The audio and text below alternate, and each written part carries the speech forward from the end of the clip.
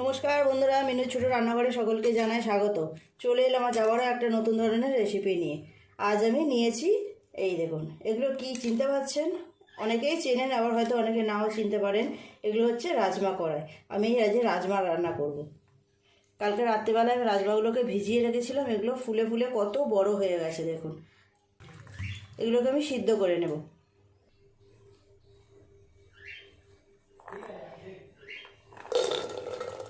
এটা কিন্তু পাঞ্জাবিদের ভীষণ পছন্দের একটা খাবার। রাজমার সঙ্গে চাউল খায়, মানে ভাত খায়। এই পরিমাণ জল দিলাম, দিয়ে 3টে সিটি দেবো।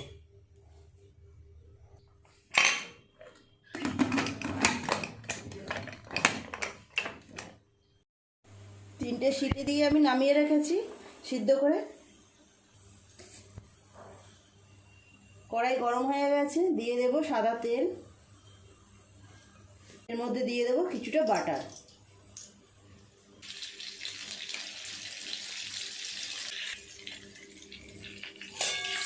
বাটারটা খুব ভালোভাবে গলে গেছে। ফোড়নে দেব গোটা মশলা, এলাচ আর দারচিনি, 1 চামচ পরিমাণ গোটা জিরে।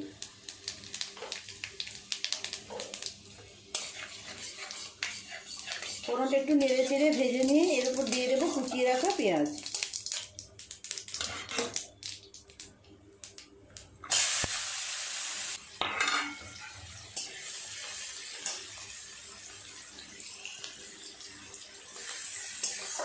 খুব ভালো করে পেঁয়াজটা নেড়ে চেড়ে ভেজে নেব লাল লাল করে।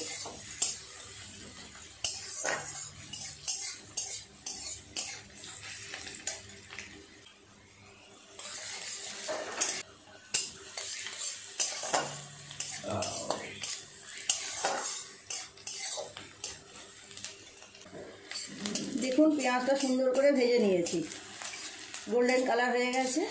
এরপর দিয়ে দেব টমেটো পেস্ট। টমেটো পেস্ট দিয়ে আরেকটু ভালোভাবে নেড়ে চেড়ে নেব।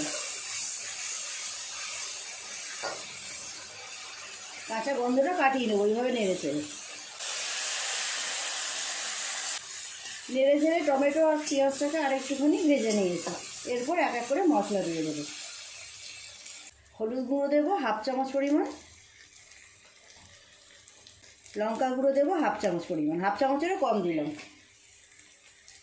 দিয়ে দেবো স্বাদ মতো নুন। আমি সিদ্ধ করার সময় আর নুন দিইনি, এখনই পরিমাণ মতো দিয়ে দিলাম নুন। কাশ্মীরি লঙ্কা গুঁড়ো দেবো সুন্দর রঙ আসার জন্য। গোলমরিচের গুঁড়ো দেবো 1/2 চামচ পরিমাণ। খুব ভালো করে মশলাটা একটু নেড়ে চেড়ে এইভাবে কষিয়ে নেব।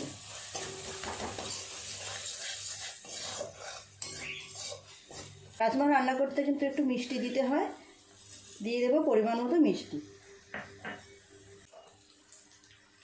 এই সময় দিয়ে দেবো আদা রসুন বাটা। আদা রসুন বাটাটা আপনারা আগেই দেবেন, আমার একটু দিতে লেট হয়ে গেছে। তেলের ওপর পেঁয়াজ ভাজার সময় আদা রসুনটা দিয়ে দেবেন।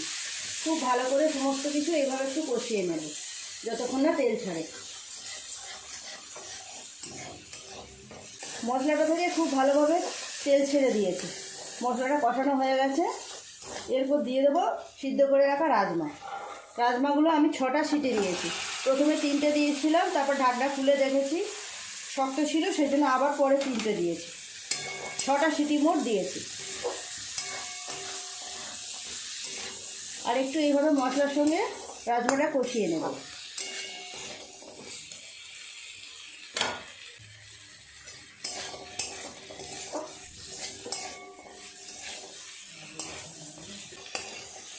আমি 150 গ্রাম রাজমা নিয়েছি, সেই পরিমাণে সমস্ত মশলা আমি দিয়েছি। আপনারা যদি আর একটু বেশি পরিমাণে রাজমা নেন তাহলে মশলার পরিমাণটাও আপনাদের আর একটু বাড়িয়ে নিতে হবে। জল দিয়ে দেব।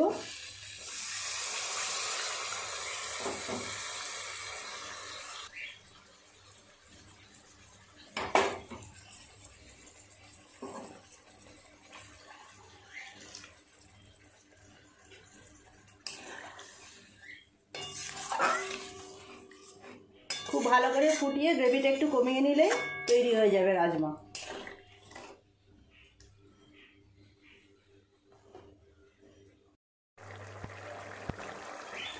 বেশ অনেকটা সময় এইভাবে ফুটিয়ে নিলাম রাজমাটা। এবার একটু হাতা দিয়ে এইভাবে চেপে চেপে দেব, কিছুটা রাজমা একটু ভেঙে ভেঙে যাবে।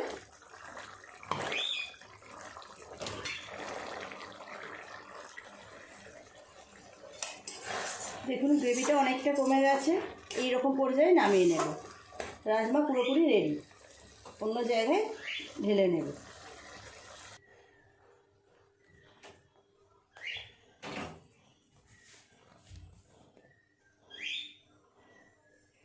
অপূর্ব সুন্দর গন্ধ বেরোচ্ছে, কিন্তু দেখতেও কেমন হয়েছে দেখুন।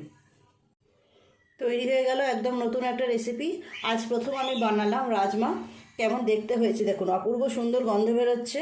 এর ওপর থেকে একটু বাটার দিয়ে দেব, ওপর থেকে একটু বাটার দিয়ে দেবো। একদম গরম গরম পরিবেশন করার জন্য রাজমা পুরো রেডি। কেমন দেখতে হয়েছে দেখুন। প্লিজ বন্ধুরা, আজকে রেসিপিটা কেমন লাগলো কমেন্ট করে জানাবেন। আপনারাও অবশ্যই একবার এইভাবে বাড়িতে বানিয়ে খেয়ে দেখবেন। এটা দেখতেও যেমন হয়েছে, এটা কিন্তু টেস্ট দুর্দান্ত হয়। প্লিজ বন্ধুরা, আজকে রেসিপিটা কেমন লাগলো কমেন্ট করে জানাবেন। ভালো লাগলে একটা লাইক করে দেবেন। আমার চ্যানেলটি এখনও পর্যন্ত যারা সাবস্ক্রাইব করেনি, প্লিজ আমার চ্যানেলটি সাবস্ক্রাইব করে পাশে থাকা বেল ঘন্টিটা ক্লিক করে দেবেন। তাহলে যখনই আমি এরকম নতুন নতুন ভিডিও আপলোড করব, সবার আগে তা আপনার নোটিফিকেশনে পৌঁছে যাবে। সবাই খুব ভালো থাকবেন। দেখা হচ্ছে পরের দিন নতুন কোনো রেসিপির সাথে। নমস্কার।